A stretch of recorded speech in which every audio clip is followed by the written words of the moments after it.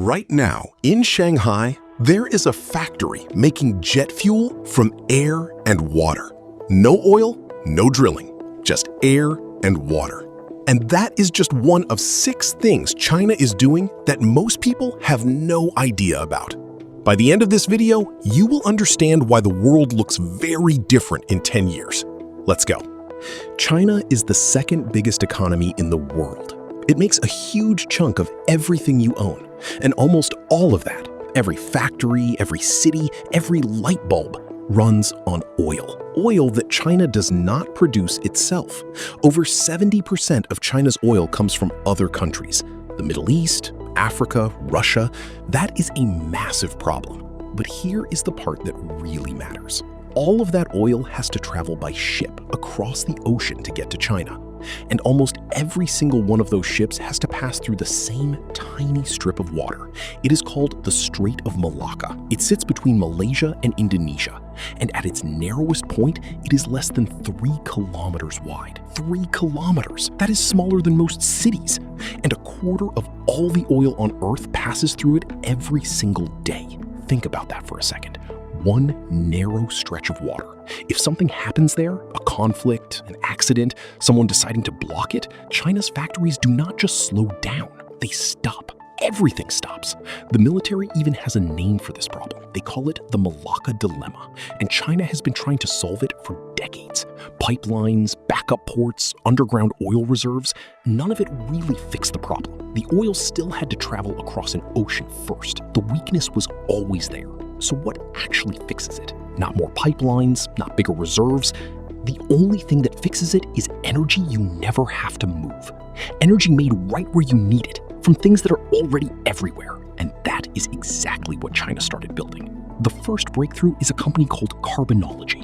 It opened in January 2026 in Shanghai. And what it does sounds completely made up until you understand how it works.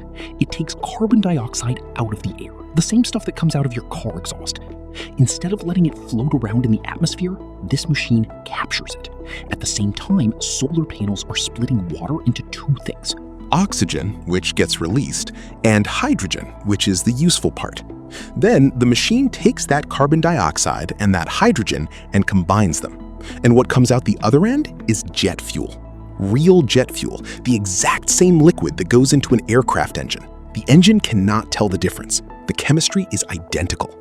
Nothing was dug up, nothing was shipped, just air, water, and sunlight, turned into fuel. Airlines already buying it. The European Union has a law saying that 2% of all aviation fuel must come from clean sources right now, and that number goes up to 70% by 2050. So there are already guaranteed customers waiting before the fuel even becomes cheap. Carbonology is starting small, 100 tons a year right now, but they are planning to scale up to 100,000 tons a year by 2027, and serious investors are already putting money in. When people who have seen every energy startup in the world start writing big checks, it usually means they believe the numbers. But making fuel from air is only part of the story, because even if you can make clean energy, you have another problem. What happens when the sun goes down? Solar panels stop working at night. Wind turbines stop working when the wind does not blow. So what do you do with all that clean energy you made during the day? How do you store it? China's answer to this sounds almost funny. They freeze air. Seriously, take ordinary air, the same air you are breathing right now, and cool it down to negative 194 degrees Celsius. At that temperature, air does not stay as a gas. It becomes a liquid. You can pour it into a tank and store it, just like petrol. And all that energy you use to freeze it is locked inside, waiting. When you need electricity, you just let the liquid air warm back up. As it warms, it expands 750 times its original size. That expansion spins turbines. Turbines make electricity. Electricity goes into the grid. In the Gobi Desert, China built a system that does exactly this, right next to a 250 megawatt solar farm. During the day, the solar farm makes more electricity than the local area needs. Instead of wasting it, they use it to freeze air. At night, they release the liquid air and it powers the area for 10 straight hours. 10 hours! The biggest battery storage systems in the world can do 4 or 5 hours. This does 10, with no lithium, no cobalt, no rare minerals. just air and cold temperatures. Now, solar farms and frozen air are great for electricity, but some industries do not run on electricity. Ships, chemical plants, steel mills, they need fuel, something physical they can store and burn. And this is where something called ammonia comes in. Ammonia is one of the most useful things in the entire clean energy picture. Here is the problem it solves. Hydrogen is a perfect clean fuel. When you burn it, the only thing that comes out is water, but hydrogen is incredibly hard to move around. It is the lightest thing in the universe, which means you need huge amounts of pressure and very cold temperatures to keep it liquid for transport. It is expensive and complicated. Ammonia fixes this. You can lock hydrogen inside ammonia molecules, which are much easier to handle and ship. Ship it across the ocean, pull the hydrogen back out at the other end. Ammonia is basically a suitcase for hydrogen. China has now built a solar-powered ammonia plant in Shanghai province that works at room temperature with no fossil fuels at all, just nitrogen from the air and hydrogen from water, powered by sunlight. It has been running for over 1,200 hours, more than 50 days straight, at over 90% efficiency. Japan and South Korea are already testing ships that run on ammonia. 90% of everything in the world is moved by ship. If ships switch to ammonia, the oil that powers them today becomes unnecessary. Not too expensive, not hard to find, unnecessary. Now look at all three of these things together. Jet fuel from air and water, electricity stored in frozen air, clean ammonia for shipping.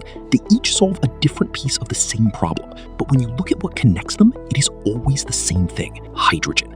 Every single one of these technologies runs on hydrogen.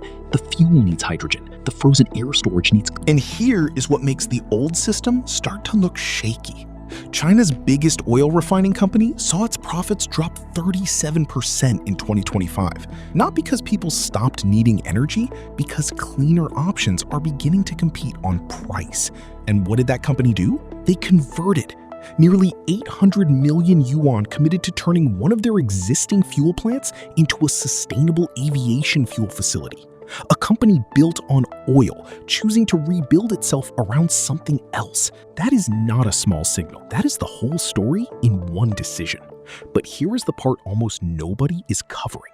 Every technology we just talked about still depends on the sun or the wind. Solar at night? Nothing. Wind on a calm day? Nothing. You can store energy, you can stretch it, but you are always working around the fact that it is not constant. The final unsolved problem is power that runs 24 hours a day, every day, regardless of weather or season. And there is only one thing in human history that could theoretically do that: fusion energy.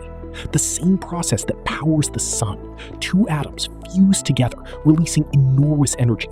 No carbon dioxide, no dangerous long-lasting waste, and the fuel is hydrogen, which comes from water, which covers 70% of the planet. China's main fusion research machine is called EAST. In 2026, it held a plasma, the super hot state needed for fusion, for longer than any machine had ever managed before, crossing what scientists call the Greenwald limit for plasma stability. Fusion is not ready yet. It is still years away from being a working power station, but China is putting more money and more people into it than almost any other country, and here's why that matters.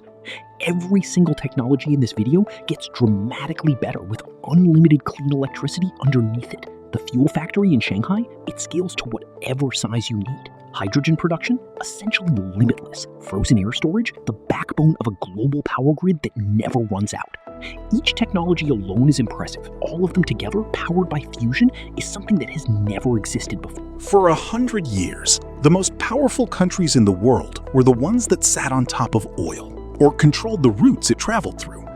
That geography was power. But if energy can be made anywhere, from things that are everywhere, then that geography stops mattering. The oil stops being leverage, the choke points stop being strategic, and the country that builds and sells the machines that make energy becomes the one with influence, not the one with the biggest oil field. China already makes 65% of the world's solar panels. It dominates hydrogen machine production. It is selling the infrastructure of the new energy system to the rest of the world the same way oil countries once sold barrels. The product is different. The strategy is the same. The world that ran on oil is not announcing its ending. It is just slowly losing ground to something that is faster, cleaner, and impossible to blockade. One factory at a time. And it is happening right now. Subscribe to RM Journal. We cover the stories worth knowing.